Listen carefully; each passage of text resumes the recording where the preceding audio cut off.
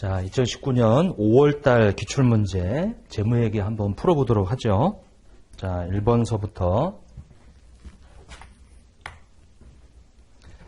자, 국제규제 특징에 관한 설명으로 가장 옳은 것은 국제기준은 이제 이 규정 중심의 회계 기준으로 상세하고 구체적인 회계 처리 방법을 제시한다. 틀렸죠? 우리 IFRS라고 하는 이 국제 회계 기준은 물론 우리 한국이 채택한 국제 회계 기준.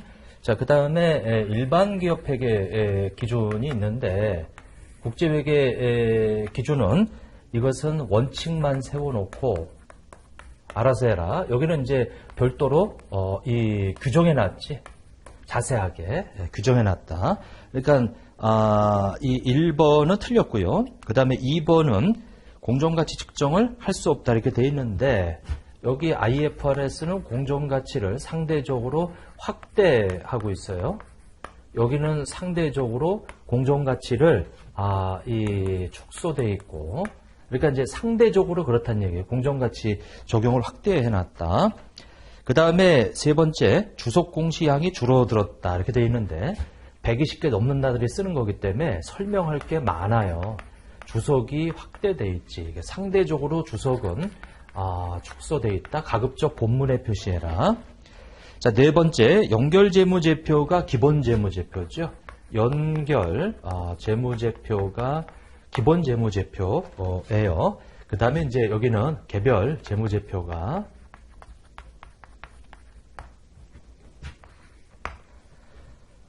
이제 옳은 것은 이제 4번이 옳은 거고요. 이렇게. 자, 그 다음에 2번에 보면 작성 기준에 관한 설명을 가장 올바르지 않은 거.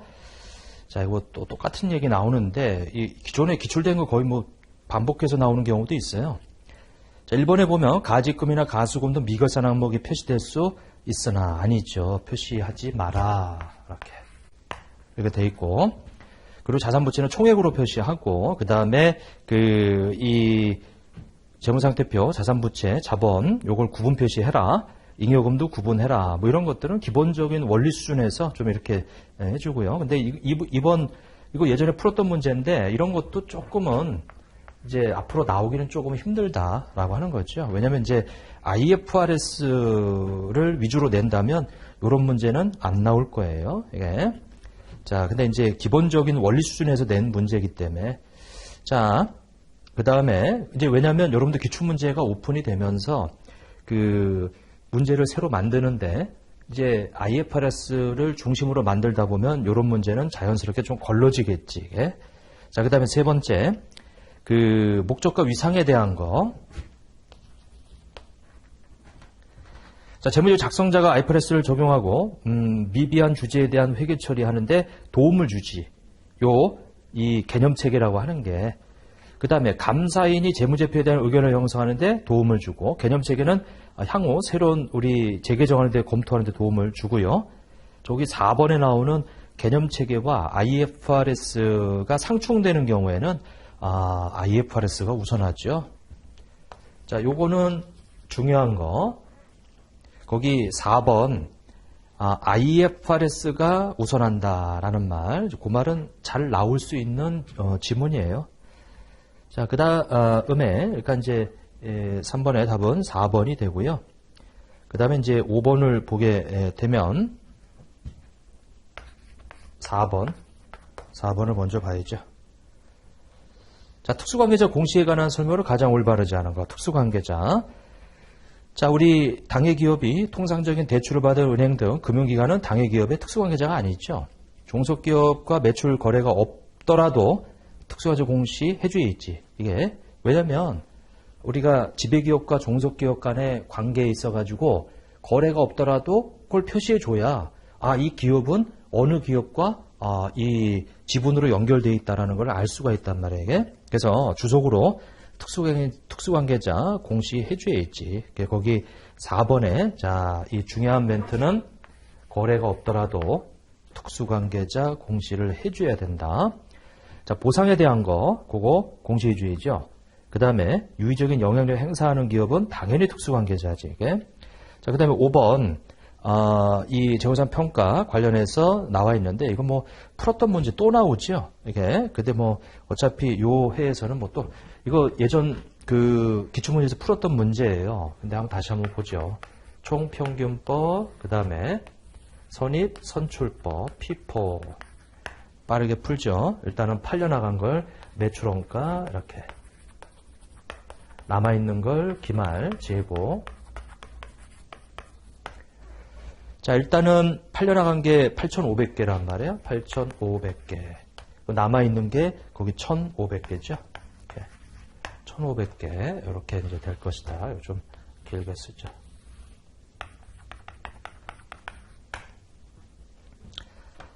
자, 그러면, 거기 사가 좋은 거 다 합쳐서 2,700만 원이 되고요. 그리고 3,000개, 7,000개 그러면 10,000개가 되겠지. 그래서 이것은 쭉 지워서 2,700원이 되겠다. 지금 평균 단가가 2,700원이다. 이렇게 되어 있고요.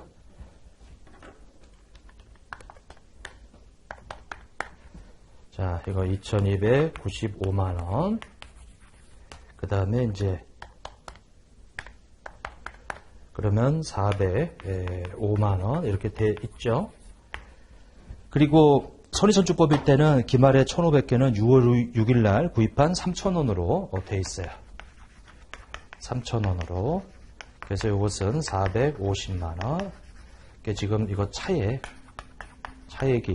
지금 그 45만 원 평균법이 더 작다 이거죠. 이게 선출이 더 크다. 근데 매출원가는 거꾸로 이제 이쪽이 45만 원 더 올라가 있겠지 이게. 그래서 그 여기는 그 은재하고 은재 파는 거냐 5월 5일 날 3,000개 다 팔았고요. 요거 600만 원 이렇게. 그 다음에 이제 6월 6일 날 이 5,500개 요것은 그 3,000원에 이렇게 돼 있는 거 선의선출법. 그래서 1,650 이렇게 돼 있을 것이다. 다 합치게 되면 요거는 2,250이니까 저기하고 45만 원만큼 또 차이가 나더라. 이렇게 총평균법이 더 크다 이거죠. 이거 풀이법은 저번에 푸른 거와 똑같아요. 1번의 기말재고자산금액 선의선출법 적용했을 때보다 총평균법을 적용했을 때 45만 원만큼 작다. 1번 맞고요. 매출 총이익률을 선의선출법 적용했을 때보다 총평균법을 적용했을 때 상대적으로 더 크다. 자, 총평균법이 매출원가가 더 큰데 그러면 매출 총이익이 더 작다는 얘기예요. 그러니까 이건 틀렸지. 그래서 이 5번의 답은 2번이 되겠다. 자, 나머지 또 확인해 보시고 이거는 저번에 푸른 거하고 똑같아요. 자, 됐고 그 다음에 6번. 자, 유동자산으로 계산될 금액은 얼마냐. 이것도 뭐 똑같은 얘기죠. 나왔던 문제예요. 거기 단기대여금 4만원, 매출채권 40만원, 선급비용 60만원, 그 다음에 선급금 5만원, 그래서 109만 원이 되겠다. 6번의 답은 3번. 이렇게 돼 있고. 자, 그 다음에 이제 7번을 한번 보게 되면, 이 비용으로 계산될 금액은 얼마냐. 자, 일단은 7번은 판매 가능 재고가 얼마냐면은 이제 45만 원으로 이렇게 돼 있고요. 45만 원 이렇게 돼 있다. 근데 기말재고 거기 재고자산 평가 손실하고 차감전 거기 13만 원 돼 있죠. 13만 원. 근데 지금 장부수량 실사수량이 일치한단 말이에요. 감모손실은 없어요. 감모손실은 없다. 감모손실은 없는데 거기 보시게 되면은 13만 원에다가 거기 예상 판매 가격 15만 원에서 6만 원을 빼보세요. 그 9만 원이지. 그러면 이 9만 원이면 나머지가 다 이제 이 비용으로 인식될 금액이 되겠지. 그것이 36만 원이 되겠다. 이렇게. 지금 36만 원은 7번의 답은 3번이 되겠네요. 이렇게. 요거는 순수하게 팔려나간 것하고 평가 손실은 얼마가 되냐면은 13만 원하고 9만 원 차이 4만 원이 되겠다. 그게 36만 원에 4만 원은 평가 손실로 인한 매출원가 증가분이고 나머지 32만 원은 그 순수하게 팔려나간 거지. 이렇게 되겠다. 요거. 자, 그 다음에 이제 8번을 한번 봐보세요. 취득원가. 자, 매입시 발생한 매입원임은 취득원가 들어가야죠. 매입시 발생 하용료 매입 가격에 가산한다. 8번의 답은 2번이 되겠네요. 이렇게. 자, 판매시 발생한 판매 수수료 이거는 저 판관비죠. 매입 할인 리베이트는 매입원가 결제할 때 차감하는 거고. 자, 그 다음에 9번. 자, 이것도 마찬가지예요. 우리 이거 다 풀었던 문제인데 이거 또 나왔죠. 이제 앞으로는 이제 아마 기출문제 이제 우리가 오픈하니까 이 문제를 또 바꿔서 내겠죠. 이때는 문제 형식으로 돌려서 내다 보니까 나왔던 문제 또 내고 이렇게 했었단 말이에요. 이게 국가공인 시험이었는데 아무튼 오픈을 해서 지금 설명을 드리지만 요거는 9번에 일단 거기 뭐냐면은 500만 원에 해서 50을 빼가지고요. 그러면 450이지. 그 450만 원 곱하기 이게 20년이에요. 20년으로 일단은 20분의 1. 근데 이제 20년으로 나눠주면 되겠죠. 그럼 1년에 22만 5천 원이에요. 그러면 22만 5천 원 해가지고 이게 몇 년도에 팔았냐면 X4년도니까 X2년, X3년, X4년, 3년. 그 3년을 곱하게 되면은 일단 67만 5천 원이고 그 22만 5천 원에 이게 1년치인데 3개월치를 구해보면 그게 56,250원이에요. 거기까지 더하게 되면 3개월치하고 3년치 다 합치게 되면 73만 1,250원이라고 하는 것이 이제 되겠죠. 그래서 500에 이 취득을 해서 73만 1,250이라고 하는 3년 3개월치 감가상각비 요렇게 해주게 되면 요것은 426만 8,750원이다. 그리고 300만 원이라는 토지 취득원가 얘는 감가상각 안 하니까 장부 금액이 이제 이렇게 돼 있단 말이에요. 이렇게. 근데 이거를 700만 원에 팔았어요. 그럼 당연히 요 차이나는 26만 8,750원이라고 하는 자, 이것이 손실이 발생하지. 손실 발생한다. 자, 일단 손실. 여기서 요거 빼면 손실이 되고 장부가하고 처분가 얘기예요. 이렇게. 그래서 이 내용을 이게 지금 장부가지. 장부가 그다음에 요게 처분가 이렇게. 그래서 이 차이 나는 요 금액이 손실 금액이 되겠다. 그 손실이 나오는 것은 1번밖에 없어요. 이건 이제 풀었던 거니까 다시 한번 이렇게만 정리할게요. 자, 그다음에 10번을 한번 보세요. 자, 3년이 소요될 예정이다. 이렇게 나와 있는데, 이 연평균 지출액을 구해라. 그럼 일단 1,000만 원에 대해서, 자, 곱하기 12분의 12로 가중하고요. 그 다음에 1,200에 대해서 12분의 7개월로 가중하고요. 그 다음에 900에 대해서 자, 12분의 거기 9, 10, 11, 12, 4개월 가중하자. 그러면 요거는 1,000만 원이 될 것이고 자, 요거는 700만 원이 될 것이고 그 다음에 요것은 300만 원이 될 것이다. 자, 그래서 연평균 지출액은 요렇게 2,000만 원이 되겠더라. 그래서 10번의 답은 2번이 되겠네요.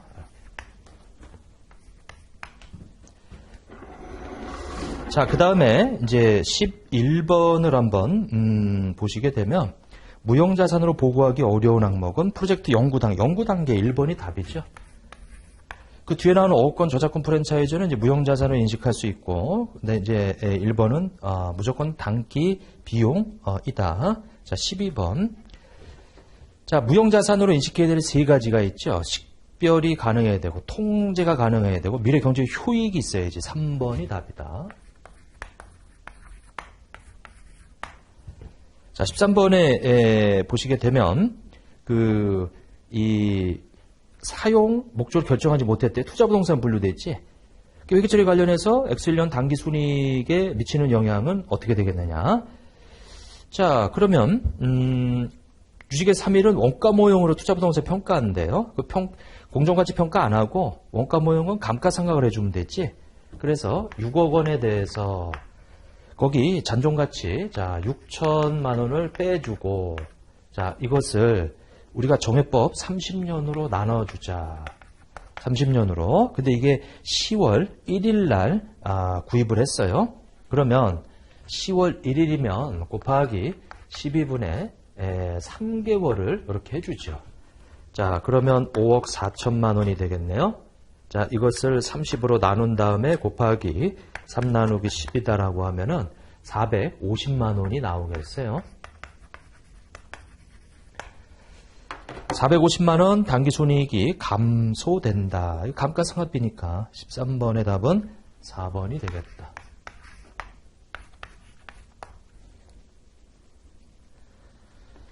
자, 14번에 보면 매출채권, 대손충당금 관련 자료가 되어 있는데 이 대손이 확정돼서 상계된 매출채권은 얼마가 되겠느냐 이렇게 물어보네요. 자, 일단 대손충당금 요거 구할 때는 14번에 일단 요렇게 두 가지로, 자, 여기는 이제 대손 상각비에 대한 얘기고 대손충당금에 대한 얘기예요. 자, 일단은 기초에 거기 이 지금의 X2년 12월 31일이죠. 이렇게 저번 연도의 대손충당금 잔액은 42,500원이었다. 이렇게. 그리고 X2년에 인식한 대손상각비는 이것이 이렇게 돼서 총 7만 얼마? 72,500원이었다. 이렇게. 그리고 이제 기말에 이렇게 최종 거기 기말의 대손충당금은 85,000원이었죠. 이렇게 돼 있어요. 그러면 이 부분에 대해서 이것이 72,500원이다. 그럼 여기가 72,500원 이렇게 이제 계산이 될 텐데 85,000원이 되려면 얼마가 빠져야 되냐면 3만 원이 빠져야 된다는 얘기네. 이렇게 3만 원이. 그러니까 대손충당금에서 3만 원 대손이 확정이 돼가지고 그걸 쓰고 쓸 때는 대손상각비 계산 안 하죠. 그럼 이제 얼마가 남았냐면 12,500원 남았는데 거기다가 기말에 설정하면서 이렇게 된 거예요. 그래서 답은 확정된 금액은 3만 원이 되겠다. 그래서 14번의 답은 그 3만 원 4번이 답이 되겠네요. 이렇게. 자, 그 다음에 15번을 한번 보세요. 자, 우리 금융상품의 발행자가 금융상품을 금융부채와 지분상품으로 분류할 때 관한 설명으로 가장 올바르지 않은 거. 자, 잠재적으로 불리한 조건. 이거 금융부채 얘기죠. 거래 상대방과 금융자산, 금융부채를 교환하기로 한 계약상 의무는 금융부채. 여기 지금 그 계약상 의무라고 해놨는데 왜 금융자산으로 분류한다?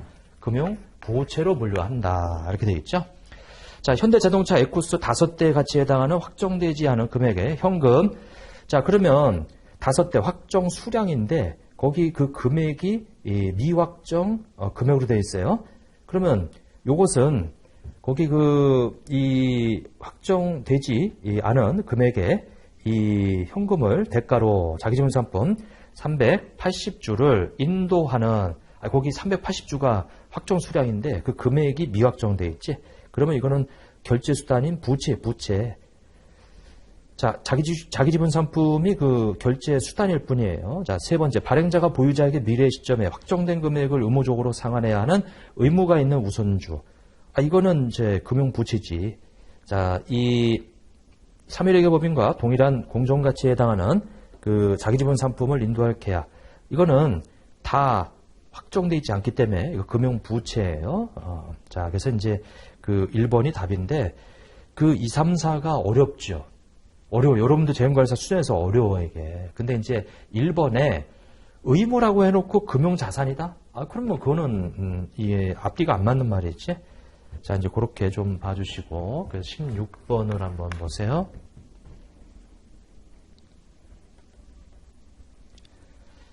자, 16번에 보면, 주식을 1000주, FB OCI로 지정했네. X1년과 X2년 말에 이 기타 포괄손익 누계 계상할 평가손익 각각 얼마인가? 근데 주의하실 점이 있어요? 거기 기타 포괄손익 누계액으로 계상할 금액이 있지 손익계산서에 기타 포괄손익을 구하는 게 아니고, 그러면 거기 취득원가 한 주당 5,000원인데 12월 말에 6,500원으로 1,500원이 올라갔어요. 그 1,500원 곱하기 거기 1,000주 하면은 우리 150만 원이 재무상태표에 적혀 있을 거예요. 이익이. 근데 이제 그 다음 연도에 갔더니 4,900이에요. 그 4,900이면 우리 6,500에서 4,900이면 얼마가 떨어진 거예요? 1,600이 떨어졌지. 곱하기 1,000주다. 그러면 160인데 160은 변동분이에요. 그러니까 저번 연도에 150이 있다가 160이 변동했으니까 150 이익은 다 없어지고 손실 10만 원만 남아있겠지. 이게. 그래서 답은 2번이 되겠다. 자, 시점을 묻는 건지 우리 기간을 묻는 건지 그거를 잘 좀 봐주셔야 되게. 그래서 2번이 답이 되겠네요.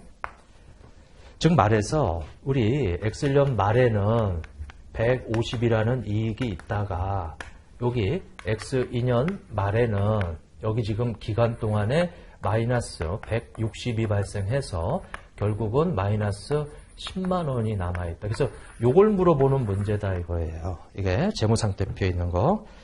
자, 그 다음에 17번. 자, 주 3일은 X1년 1월 1일에 만기 3년 액면금액 1억 원 표시이자율 10%인 사채를 발행하였다. 이자는 매년 말에 지급되고 사채 발행 시점의 유효이자는 8%라고 할 때 사채의 발행가액은 얼마인가 이렇게 물어보네요. 이거는 그냥 기본적인 현재 가치 계산하는 거죠. 자, 1억 원에 거기 그 유효이자율 8%이니까 일단 답은 1, 2번은 답이 절대로 될 수가 없어요. 이게? 왜냐면 이제 표시이자율 10%인데 유효이자율이 8%면 할증 발행된 거예요. 여기 8%로 되어 있는 0.79384. 거기 1억 원의 10%인 우리 1,000만 원에 대해서는 연금의 현가계수는 2.577이에요.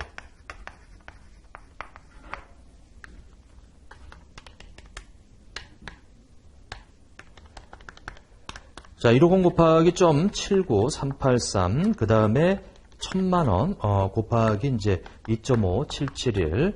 자, 하게 되면 이것은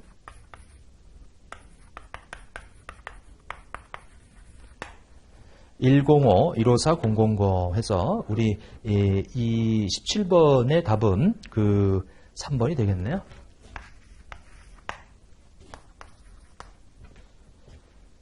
자, 그 다음에 이 18번을 한번 봐보세요. 자, 우리 전환사채를 발행했네요.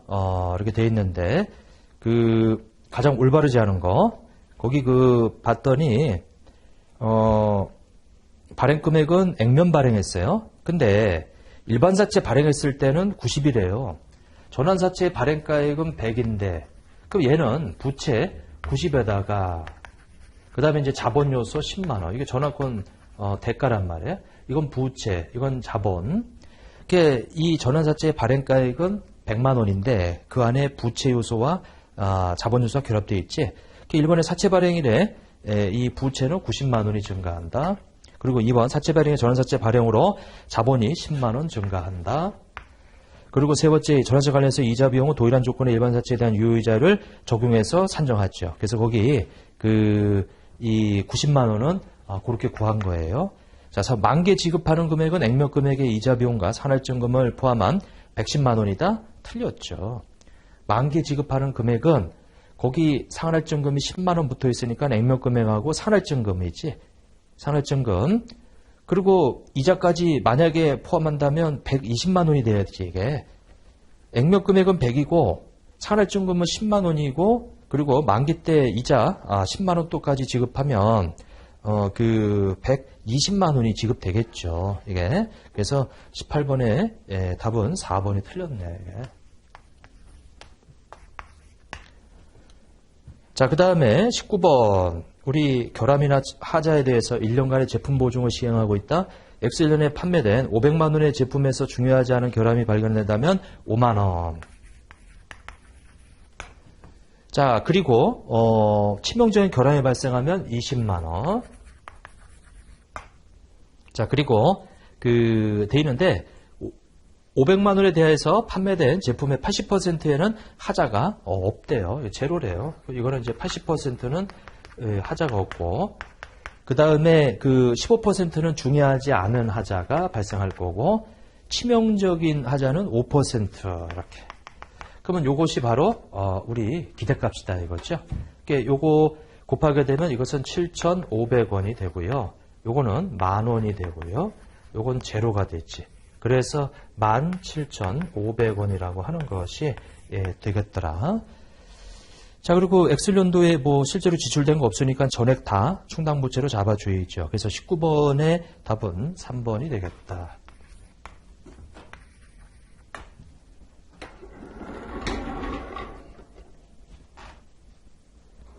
자, 그 다음에 20번.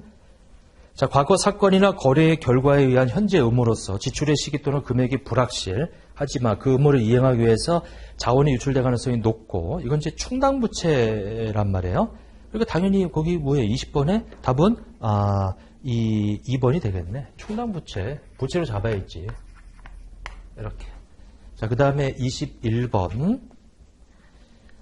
자, 다음은 주계 3일의 자본, 변동표다. 이게 표시 방법으로 가장 올바르지 않은 거. 자, 1번에 보면 유상증자. 자, 유상증자 하면은 자본금이 늘죠. 그 다음에 2번에 기타 포괄세 평가이, 그거는 기타 자본 요소로 들어가야지. 거기 이익 잉여금으로 들어가 있는 거, 그것이 잘못됐다. 당기순이익은 이익금에 들어가는 거고요. 배당금 지급도 이익금에서 차감하는 거고, 그래서 21번의 답은 2번. 자, 그 다음에 22번. 자, 기타 포괄세는 누계. 이것도 우리 다 뭐 비슷한 문제인데, 일단 자본금 아니고요. 주식발행 초과금 아니고요. 얘네들은 다 납입자본이에요. 그리고 자본금이고 우리 자본 잉여금이지. 보험 수리적 이익이 바로 기타 포괄 손이 누계에게 들어갈 항목이고, 재평가 이익금도 들어가야죠. 미처분 이익금하고 자기주처분 이익은 들어가는 게 아니고요. 그래서 250하고 50 합친 300만 원. 그게 3번이 이제 답이 되겠더라. 이렇게. 자, 그 다음에 23번에 주식회사 서울은 X1년 1월 1일 주식회사 부산에 상품을 할부로 팔면서 원가가 600이고 할부대금 매년 300만 원씩 3년간 그 현재 가치 하게 되면 그게 매출이죠. 미래에 지급되는 거에는 이자가 껴있기 때문에 이자를 제거시킨 거기 12%다라고 해서 2.40183 이렇게 되어 있죠. 자, 요 현재 가치가 바로 매출액이다. 자, 이자를 다 제거시킨 현재 가치 2.40183. 자, 7, 205, 490. 그리고 원가는 600이라고 그랬어요. 그래서 매출 총 이익은 이렇게. 자, 그래서 23번의 답은 2번이 되겠네. 매출 총 이익을 구해라. 자, 24번에 한 시점에 이행하는 수행 의무는 고객이 약속된 자산을 통제하고 기업이 의무를 이행하는 시점에 그 수익을 인식하죠. 그러니까 고객이 자산을 통제하는 시점에 얘가 아닌 거. 자, 고객은 기업이 수행하는 대로 기업의 수행에서 제공하는 효익을 동시에 얻고 소비한다. 이거는 한 시점이 아니고 기간에 걸쳐 인식할 때 나오는 얘기죠.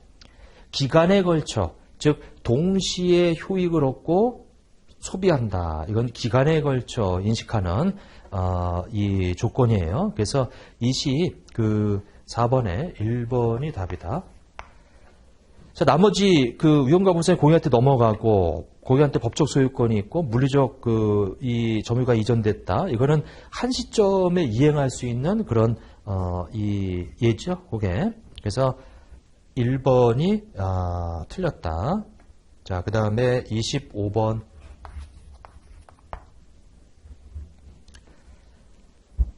자, X2년도 공사 손익은 얼마가 되겠느냐. 근데 봤더니 X2년도에 3천만 원하고 저번 연도에 1천만 원, 4천이고 이 추정 총 이 계약 원가 이렇게 쭉 나와 있는데 이거 지금 보니까 추정 총 계약 원가 자, 얼마냐면은 X2년도, X1년도 누적치 X2년도 단기분. 자, 요건 이제 누적이고요. 요거는 이제 누적이지. 근데 요게 2년이니까 거기 이 5천만 원에서 4천 뺀 1,000만 원이라고 하는 것이 모두 다 인식되어 있죠. 이렇게. 자, 그런데 X1 1년도는 25%, 1,000만 원 나누기 4천이면은 25%, 그럼 5천에서 4천 뺀 1,000만 원의 25%면은 이제 250이 계산이 돼 있었죠. 그럼 당연히 요번에 750을 이렇게 750만 원이 이익이다. 25번의 답은 3번이 되겠어요. 25번의 답은 3번. 이렇게. 자, 그 다음에 26번. 자, 다음 주 건설계약의 수익과 뭐 이렇게 쭉 나와 있는데 올바르지 않은 거. 자, 건설계약의 결과를 신뢰성에 추정할 수 있다. 그러면 계약 수익 계약원가는 우리 진행률에 따라서 수익 비용을 인식하죠. 자, 이번 하도급 계약에 따라 수행될 공사에 대해서 하도급자한테 성급한, 이거는 그냥 돈 준 거지 공사 진행하고는 상관이 없죠. 그 이번에 포함시켜야 된다? 틀렸지. 자, 우리 하도급자에게 성급한 금액은 진행률 산정할 때 반영하면 안 된다. 총 계약원가, 총 계약수를 초과할 가능성이 높으면 예상적으로 즉시 비용 처리하라 그랬어요.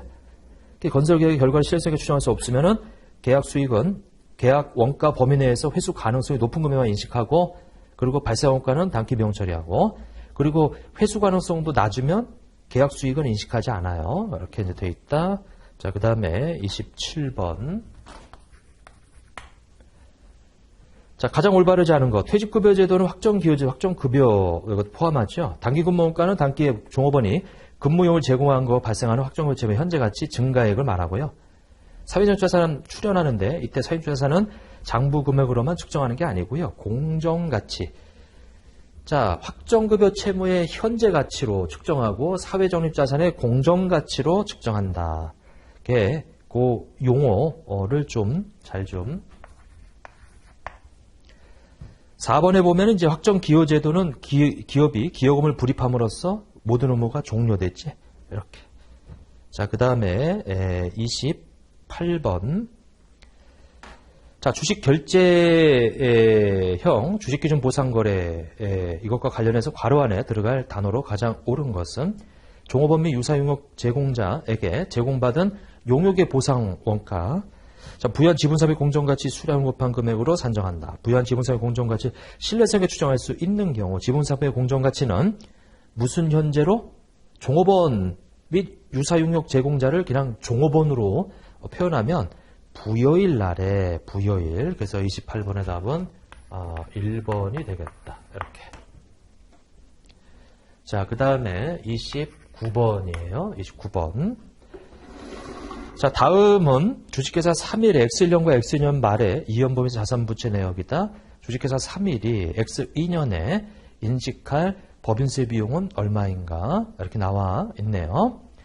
자, 그러면 X2년에 부담할 법인세액은 40만 원이다. 그럼 순서가 있는데 첫 번째 우리 단기 법인세 부채 얘를 먼저 구하죠. 그게 거기 지금 40만 원이래. 이래. 이번에 내야 될 이것이. 그리고 두 번째 2연 법인세 변동분을 구하죠. 변동분은 기초와 기말의 차이예요. 이게 X1년도에 이연법인세 부채가 5만 원 있다가 X2년도 말에 이연법인세 자산이 15만 원이 생겼다. 그러면 어떻게 되는 거예요? 부채가 거기 5만 원이 감소하고 그 다음에 자산이 이연법인세 자산이 15만 원이 증가했다. 얘가 부채니까 자산의 증가는 이거 반대부호로 부채의 감소도 반대부호로. 그럼 이제 세 번째 이제 법인세 비용은 40에서 이거 다 가감하면 이것은 20만 원이 40에서 20만 원 빼보세요. 그러면 20만 원이 되겠지. 그래서 29번의 답은 3번이 되겠다. 이렇게. 자, 그 다음에 30번을 보게 되면 1월 1일 날 취득한 내용수 5년의 계장치 10만 원을 정률법으로, 이것도 정률법이 나왔네, 이게. X3년도 1월에 정액법으로 바꿨대요. 그게 추정의 변경, 전진 적용하면 되겠죠. 그래서 40% 감가상각비는 4만 원이 되고요. 자, 10만 원에서 4만 원을 뺀 금액에 대해서 40% 그러면 2만 4천 원이 되고요. 그래서 10만 원 주고 산 것을 이렇게 두 번 감가상각을 하고 나면 3만 6천 원이 남아있지. 이렇게. X3년도에 이걸 정액법으로 바꿨어요. 그래서 3만 6천 원 남은 거 가지고 잔존가치가 없죠. 잔존가치 없고 그리고 이 내용론수 종료 시점이 없고 상관으로 이렇게 되어 있는데 5년 중에 우리가 2년을 감가상각했으니까 남은 연수는 3년이더라. 이렇게. 12,000원이 되겠더라. 그래서 30번에 이 답은 이렇게 되겠네요. 30번의 답은 이렇게 되고 자, 그 다음에 우리 31번을 한번 봐보세요. 31번.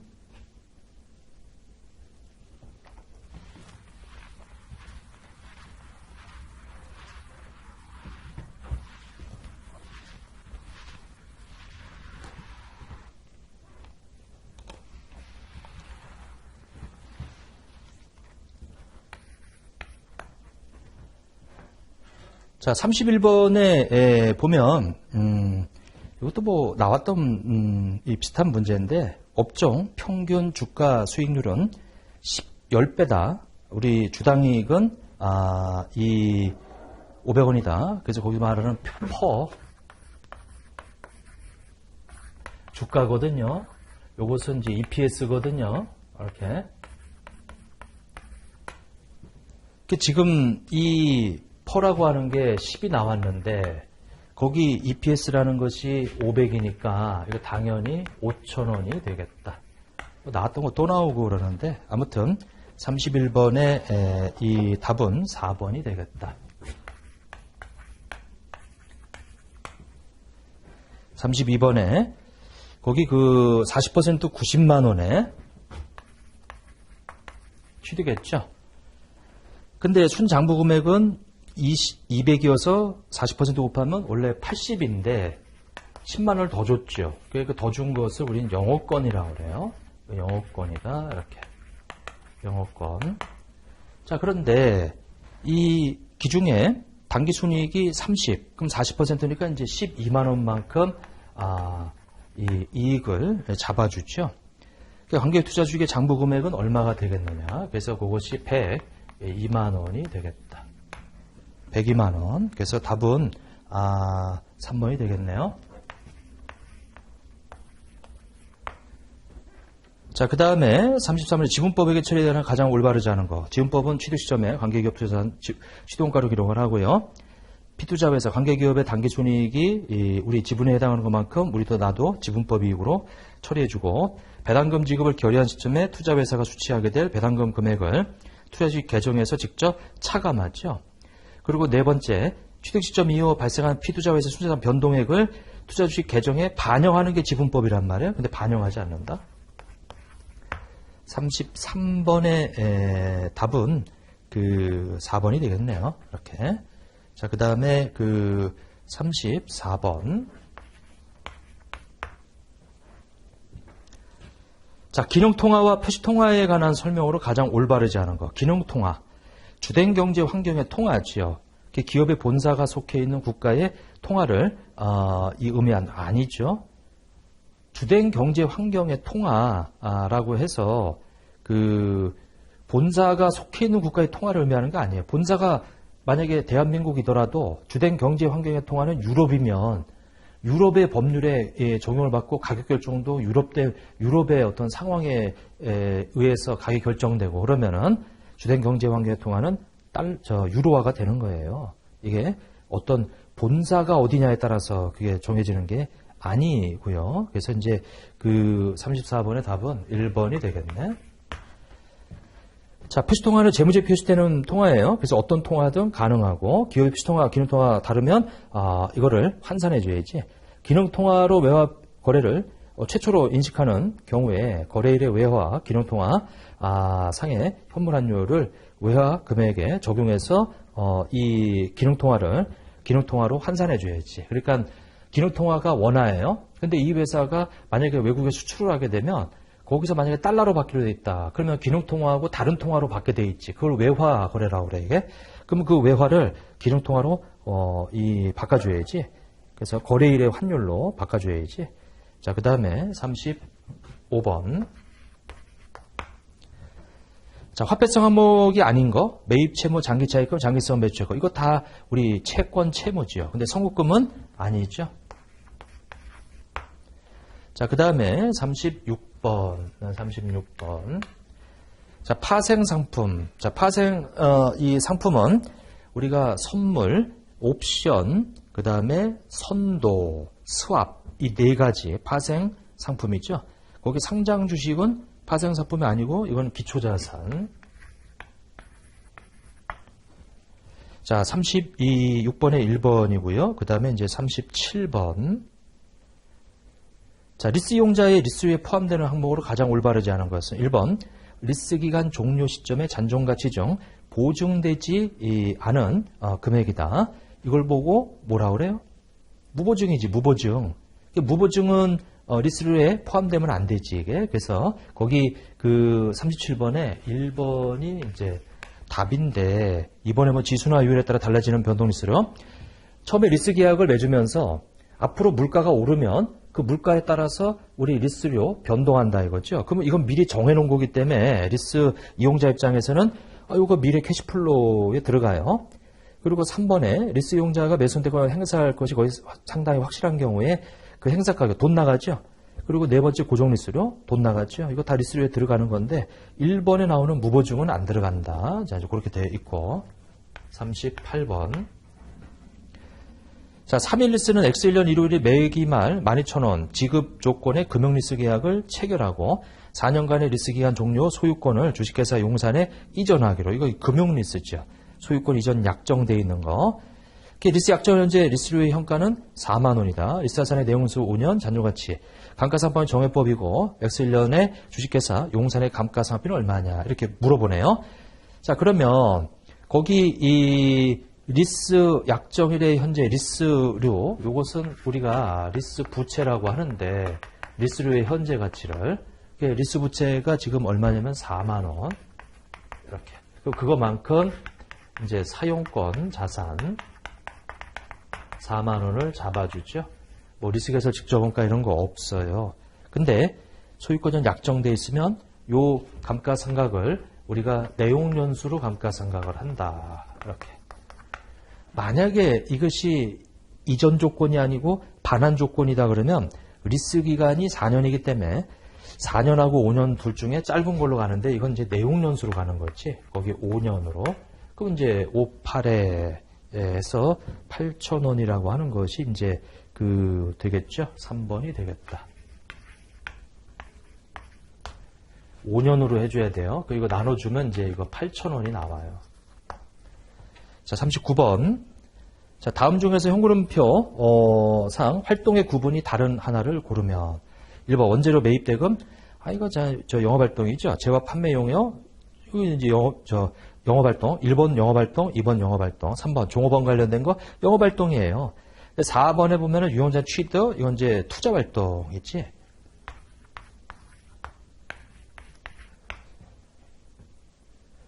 자, 그 다음에 40번 보면은 자, 영업활동을 위한 현금흐름을 구하면 얼마인가 이렇게 나와 있네요. 자, 근데 봤더니 거기 이익요금은 전액 당기 순이익으로 인해 증가됐다. 거기 지금 X1년 말에서 X2년 말 이 이익요금이 얼마가 변동했냐면 5만 원이 변동했죠. 5만 원이. 그러면 그 5만 원 당기 순이익으로 출발한다. 자, 이걸 우리가 간접법이라고 하죠. 자, 봤더니 기계장치 처분한 거 없고요. 그러면 거기 저 위에 가서 기계장치가 얼마냐면은 감가상각 누계액을 한번 봐보세요. 2만 원에서 5만 원으로 3만 원이 증가됐지. 그 감가상각비를 우리는 제거시켜야 돼. 이렇게. 자, 그리고 처분한 게 없으니까 유형자산 처분 손익 없어요. 그리고 단기차입금은 단기중 회전에 현금 상환했지? 이렇게 되어 있다. 그러면 요것만 제거시키고 그러면 요것이 뭐가 되냐면은 영업활동으로 인한 손익만 남게 되죠.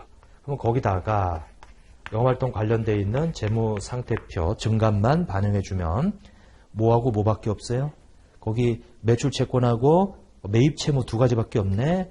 자, 매출채권은 2만원에서 3만원으로 만원이 증가됐네요. 그리고 매입채무는 2만원에서 5만원으로 3만원이라고 하는 것이 증가됐네요. 자, 자산의 증가는 마이너스고 부채의 증가는 플러스다 라고 하는 거. 그래서 이것이 영업활동으로 인한 이 현금 유입액이 되겠더라. 그래서 그 금액이 이 10만 원이 나오네요. 그래서 답은 4번이 되겠더라. 자, 해서 이것도 다 풀었네요. 자, 수고 많으셨습니다.